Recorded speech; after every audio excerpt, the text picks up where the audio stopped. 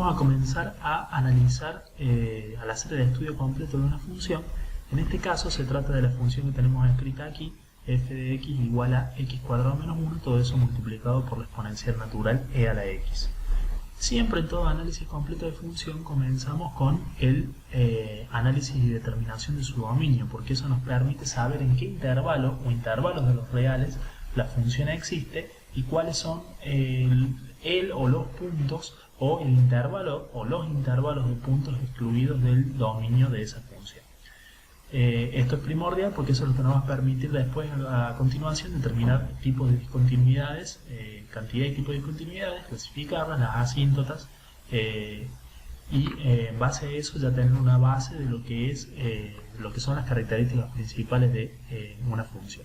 Bueno, para el caso que estamos analizando, nosotros tenemos esta característica donde tenemos el producto de dos expresiones que a su vez las podemos considerar como funciones de x, el polinomio x cuadrado menos 1 y la exponencial natural e a la x. Cuando es este el caso, cuando nosotros tenemos funciones del tipo f de x igual a un producto de dos, podemos descomponer la función que analizamos en el producto de dos funciones más pequeñas. Cada una de esas funciones tiene su dominio. Si nosotros determinamos cada uno de los dominios por separado, el dominio conjunto va a ser igual al más pequeño de los dominios intervinientes, el más restringido, porque al considerarse en conjunto, ¿sí? No voy a poder tomar valores que pertenezcan a una pero que no sean parte del dominio de otra. Entonces me tengo que quedar con el dominio más chico. Si lo llevamos a una representación de conjunto, supongamos que la función simbólica acá tiene este dominio, representado por este conjunto, la función b tiene este dominio, que es un subconjunto del anterior, entonces el dominio de la función producto va a ser justamente ese, el de b, el más chico, que está sombreado por rojo.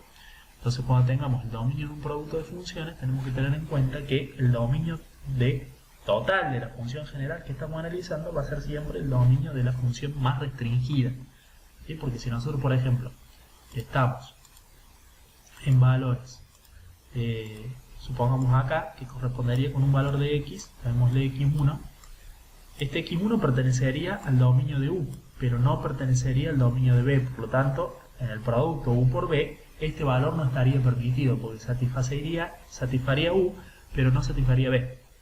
Entonces siempre tenemos que tener presente que, como si pasa acá, un valor que esté acá pertenece tanto a este conjunto más grande como al subconjunto más chico y por lo tanto es parte del dominio del producto. Eso tenemos que tenerlo en cuenta siempre en estas expresiones que podemos analizarlas como el producto de dos o más factores. Para el caso que estamos resolviendo, vemos que es bastante sencillo porque se trata de un polinomio. Acá no hay ninguna restricción de valor, el dominio es todos los reales y la exponencial natural, que es lo mismo. Por lo tanto, el dominio de la función que analizamos, que es el producto de este polinomio por esta exponencial, van a ser todos los reales. Si lo vemos en la parte gráfica, más o menos esto que está acá nos representaría la gráfica de la función exponencial natural, que siempre existe desde menos a más infinito. No presenta ningún tipo de discontinuidad o salto, por lo tanto su dominio son todos los reales. Y a la vez también el otro factor, que es el polinomio cuadrático x cuadrado menos 1, si lo graficamos sería una parábola así con la rama hacia arriba, cuyo vértice y ordenada al origen es menos 1, también se extiende desde menos a más infinito. Por lo tanto, como toda función polinómica de grado n, ¿sí? va a tener como dominio todos los reales. De modo tal que el dominio de la función que estamos analizando, f de x igual a x cuadrado menos 1 por e a la x, es todos los reales. Y esto ya nos lleva a una conclusión inmediata, que es que en cuanto a la discontinuidad de tipo, esta función no presenta discontinuidad, porque es continua en todo el intervalo real.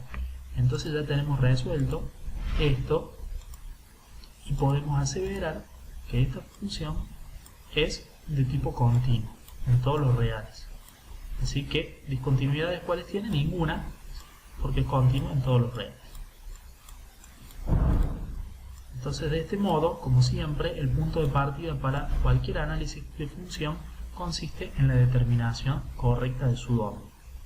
A continuación, entonces, vamos a determinar las asíntotas correspondientes a la función que estamos analizando. En lo que respecta a las asíntotas, comenzamos con las asíntotas verticales y en ese caso tenemos que tener en cuenta los puntos excluidos del dominio. Siempre las asíntotas verticales van a ser algunos o todos, depende de la función que estemos analizando, de los puntos excluidos del dominio de la función. En nuestra función, como nosotros ya hemos determinado su dominio y hemos concluido que eran todos los reales, entonces esta función no tiene puntos excluidos y por lo tanto no contiene asíntotas verticales, es decir, no existe asíntota vertical, ya que el dominio de la función son todos los reales, lo que implica que la función es continua en todo el intervalo real. Entonces ya tenemos de esa forma determinado el tema de las asíntotas verticales. En lo que respecta a las asíntotas horizontales, ahí tenemos que tener en cuenta que lo que se evalúa cuando estamos determinando la o las asíntotas horizontales de una función es qué pasa con la función cuando la función crece o decrece sin límite. Es decir, cuando su variable independiente tiende a más infinito, crece sin límite, o a menos infinito, decrece sin límite, queremos saber qué pasa con la función. Entonces nosotros, tomando los límites en más y en menos infinito de esa función, vamos a poder determinar qué es lo que ocurre o cuál es el comportamiento de la misma en esos valores extremos. ¿Por qué es importante calcular ambos? ¿Qué es lo que se aclara aquí? Porque de la derecha y de la izquierda, como tenemos este gráfico de ejemplo para ilustrarnos el concepto, podemos tener comportamientos distintos en una función dada. ¿Sí? Supongamos que tenemos una función como esta que está dibujada acá, y vemos que cuando la x crece sin límite, o sea, cuando se va a más infinito, la función también crece sin límite, o sea, la variable dependiente crece sin límite, entonces no tiene un comportamiento asintótico, por lo tanto no existiría la asíntota derecha. Esa es la conclusión a la que se llega. No obstante, esta misma función, si nos vamos a valores de x cada vez más negativos, o sea, cada vez más alejados del cero, decrece sin límite, vemos que se acota y tiende a converger hacia un valor i sub 0, que sería en este caso la asíntota horizontal izquierda igual a i sub 0. De modo tal que esto nos ilustra acá que tengamos presente el hecho de que por derecha y por hacia la izquierda, hacia la derecha o hacia la izquierda, podemos tener comportamientos diferentes de la función. De hecho, puede que de un lado ni siquiera tenga asíntota y puede que del otro sí. Puede existir, también podríamos tener el caso de que tenga un comportamiento asintótico en ambos lados, pero sean distintos valores. O también puede existir el comportamiento asintótico en ambos lados, hacia más y menos infinito, y coincidir los dos valores. O sea que todas las posibilidades, las distintas combinaciones pueden existir, y por lo tanto es necesario que para hacer el correcto cálculo, determinación de las asíntotas de la posible función que estamos, las posibles asíntotas de la función que estamos analizando, tengamos en cuenta esto y tomemos ambos límites. ¿Sí? Por ejemplo, podríamos tener una función que tenga algún comportamiento así. ¿Sí? Entonces estaría acotada por izquierda y estaría acotada por derecha para x que tienden a menos infinito y a más infinito. Entonces presentaría dos asíntotas con dos valores distintos. También podríamos tener una función que, por ejemplo, haga algo así. ¿Sí? Y las dos asíntotas coincidan y sean la misma. Pero para poder determinar si se trata de este caso, de este o de este, es necesario tomar ambos límites para saber si existen las semiasíntotas derecha e izquierda respectivamente.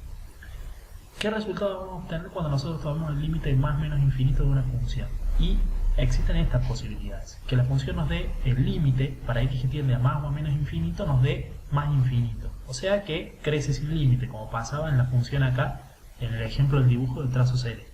También podría ser que decrezca sin límite, que se fuese para abajo. Entonces, en cualquiera de esos casos, si el límite en más o menos infinito de una función nos da también más o menos infinito, quiere decir que la función crece o decrece sin límite para x que tiende a más o menos infinito. Por lo tanto, no tiene un comportamiento acotado, o es decir, no tiene un comportamiento asintótico, por lo tanto, no existe asíntota horizontal. La otra posibilidad es que nos dé un valor constante o finito el límite. Ese valor constante o finito, para el límite de las funciones más o menos infinito, puede ser positivo, mayor a 0, negativo, menor a 0 o igual a 0. En cualquiera de esos casos la asíntota existe y justamente vale esa constante positiva, esa constante negativa o esa constante nula.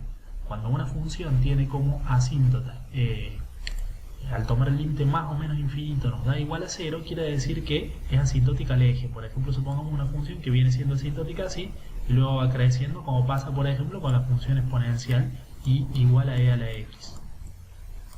La exponencial, en este caso la exponencial natural, pero cualquier exponencial tiene este comportamiento donde tiene una asíntota de un lado, que es el propio eje x, ¿sí? O y igual a 0.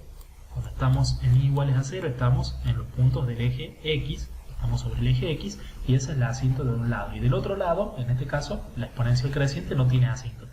Cuando acá la x tiende a más infinito, la función crece sin límite, pero cuando la x tiende a menos infinito, la función se va pegando al eje x.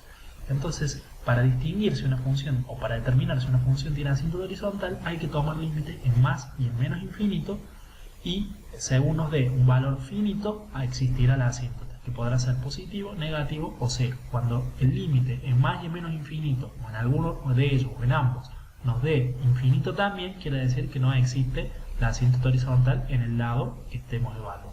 Para determinar entonces la asíntota horizontal de la función que estamos analizando, comenzamos tomando para el lado derecho el límite para x que tiende a más infinito.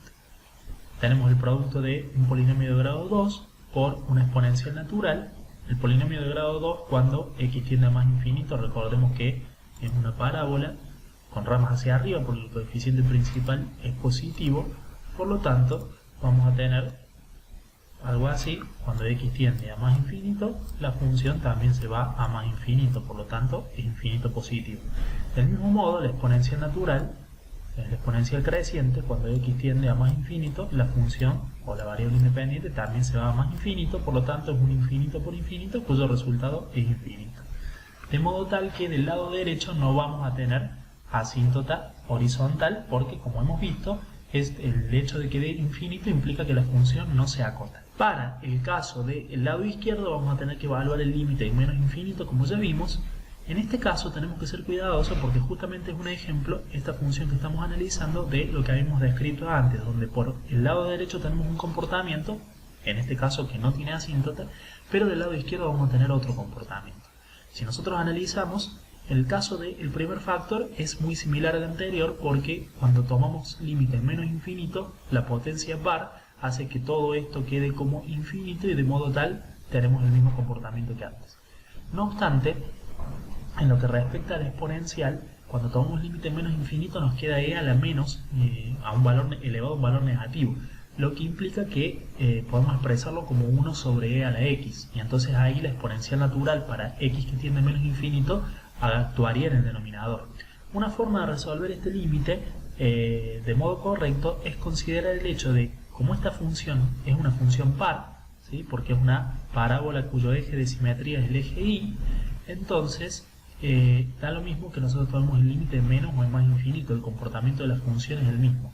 En cambio, el de la exponencial natural sí se ve alterado por el signo de la variable.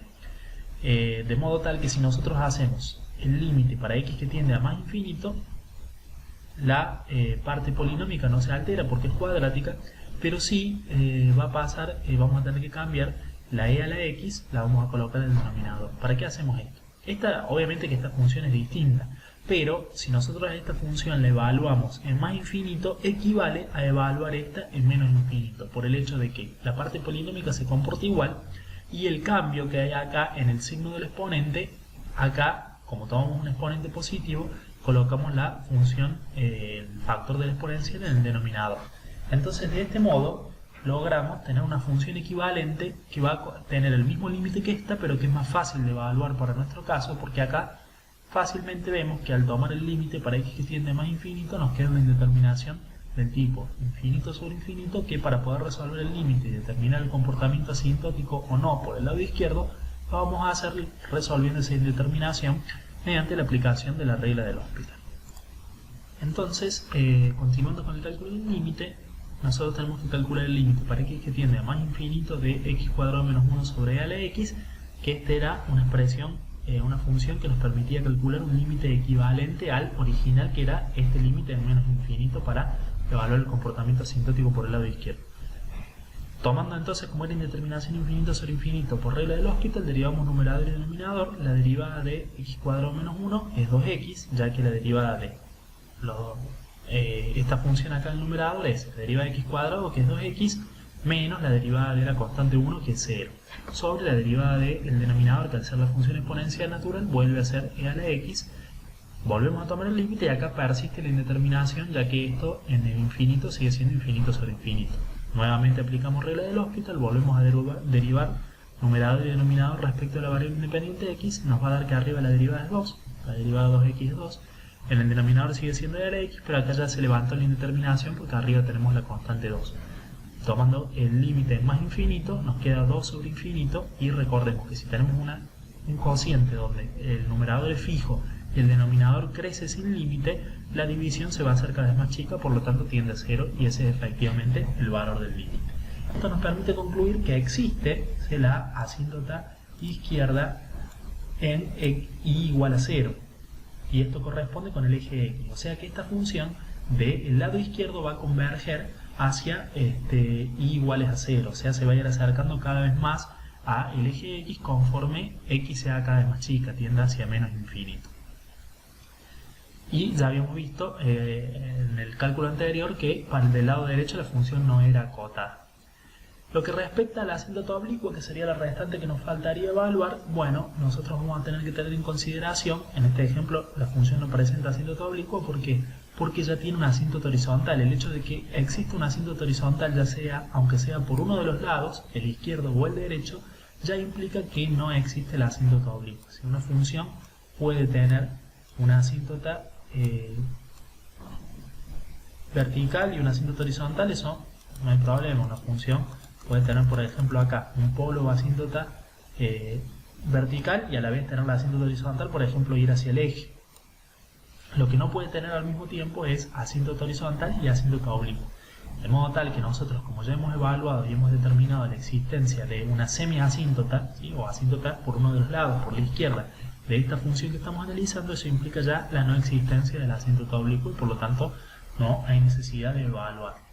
En algún otro ejemplo veremos cómo hacer el cálculo de la asíntota oblicua cuando se trata de una función que efectivamente la posee.